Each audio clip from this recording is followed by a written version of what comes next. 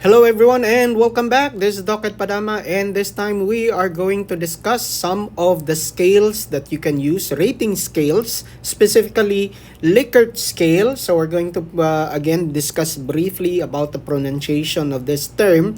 Regarding the use of this scale in your study or your research paper, wherein you're going to use a questionnaire, and in order to quantify these data that you have gathered using this questionnaire, we are going to go through some of the different responses that may be used or you may use or you are using during the writing of your research. So before we continue, again, please subscribe to my YouTube channel. Click that subscribe button and that notification bell to alert you when a new video has been uploaded. So again, starting off with the pronunciation of this particular term, usually some writers, some researchers pronounce it as Likert. So if this has been culturally adopted and accepted in your area, then by all means you can use this particular pronunciation, which is Likert. But the correct pronunciation for this particular family name is Likert.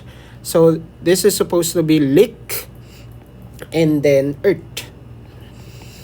Now, to verify, you can also open your browser and try to look for pronunciation of this particular family name that is referred to in rating scales. So by definition, as you can see in your screen, Likert scale is a psychometric scale commonly involved in research that employs questionnaire or utilizes questionnaire in order to quantify the data that you have gathered in your instrument, which is the questionnaire. It is most widely used approach to scaling responses in surveys, such that the term is used often interchangeably with what we have mentioned earlier, which is rating scale.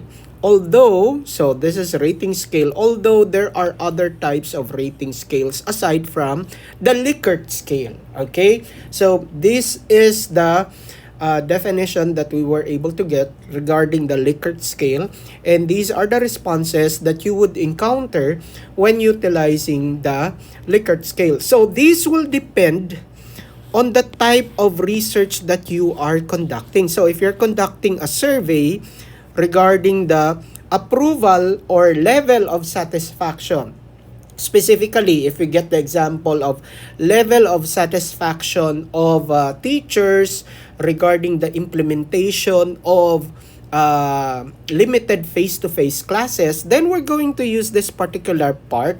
So if this is the response sets identified, which is level of satisfaction, then these are the elements of the scale that you will be able to use. Again, this is a 5-set Likert scale. So there would be a neutral part of the scale, wherein sometimes in other researches they do not want neutral responses. So they eliminate the neutral responses to get either positive or negative. So by utilizing four-point Likert scale, they would eliminate the neutral part, the neutral response in the Likert scale. So that's the difference between a 4-point Likert scale and a 5-point Likert scale. So you can just eliminate the neutral part for that particular scale that you want to use if you don't want to get neutral responses. So again, for level of satisfaction, the rates or the elements of the rating scale would be the following. So towards the negative, you have the lowest value, as you can see, and then going to the positive, you have the higher value, which is 4 or 5, depending on the number of points that you're using for the Likert scale. So you have not at all satisfied, slightly satisfied, moderately satisfied, very satisfied, completely satisfied. So again, this is for that particular type of response that you are expecting from your instrument. Or example, another example is level of approval for a particular variable in your research. Level of approval of um, what do you call this? During the election, you have the voters level of approval.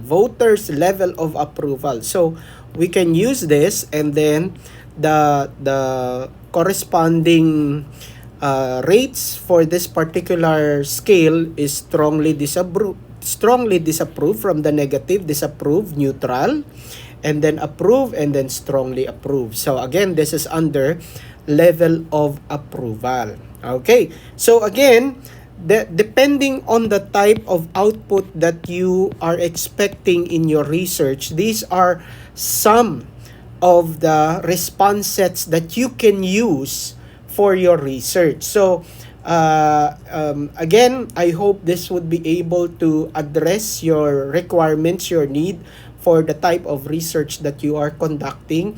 And if you just go to your browser, you can easily find other response sets that you can use for your personally, that will personally fit the research that you are conducting. So again, thank you very much everyone, and please do not forget to subscribe to my YouTube channel and click that notification bell to alert you when a new video has been uploaded.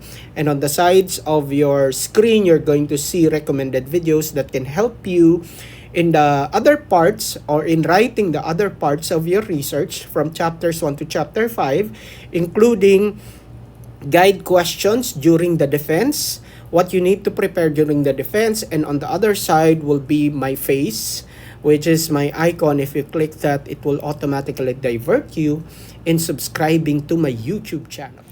Aside from the responses that we discussed earlier, other types of responses are already presented here in front of you. So we have level of acceptability, level of appropriateness, level of importance, level of agreement, level of action, level of difficulty, reflect me, very untrue of me, and so on. So this would be very on the personal side of your research. And then regarding beliefs, regarding priority, regarding concern. So there are actually really a lot of these scale response anchors that you can find online. So I just presented this so you will have an idea of just how many variations you can use regarding the Likert scale responses that would appropriately fit the study or the research that you are conducting. So again, I hope this would be able to help you in writing your research paper. Thank you very much everyone. Stay safe and God bless. Bye!